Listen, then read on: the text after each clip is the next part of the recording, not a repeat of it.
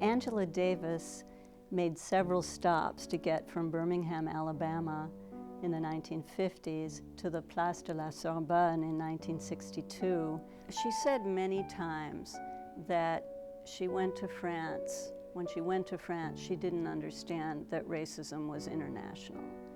She may have imagined, as many African Americans did, that France was a place where you could have a refuge from racism. Certainly people like James Baldwin, Richard Wright, they went to France, and Richard Wright said there was more freedom in, a square foot of Paris than there was in all of the United States. But all of these people started realizing, it was the Algerian War that made them realize, that French society had its own racist structures, and that the racism against the Arabs in the 1960s was very deep. The summer of 1962 was an intense time for France. Algerian independence in July, and yet this OAS, this secret army of right-wing generals who wanted to keep Algeria French, they were still throwing terrorist bombs. There were drive-by shootings. There were people pouring in from Algeria.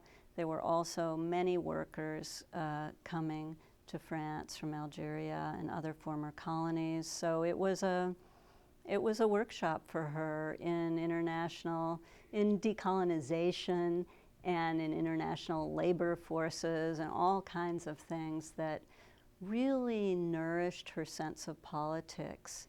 She understood very quickly that Birmingham was not the only racist place. So we all know what happened next. The story is very well known of Angela Davis, the philosophy professor, fired at UCLA for being a member of the Communist Party, fighting for reinstatement, becoming involved in the Soledad brothers' defense, being implicated in the Marin County shootout because some guns were registered to her, being imprisoned on charges of kidnapping and murder, 18 months in prison, and then acquitted in June 1972. What people know less well is how important France was in her fight for freedom, and how many French intellectuals signed petitions, got involved. One of the things that I think is, as an historian of 20th century France, what's important for me is that this was a moment when the French Communist Party was holding out its hand to the socialists, about to try to organize a common program. And also it was really the beginning of identity politics. Identity politics had never occurred to the French left in such a way. And you would see these posters for Angela Davis saying, she is a woman, she is black, she is a philosopher.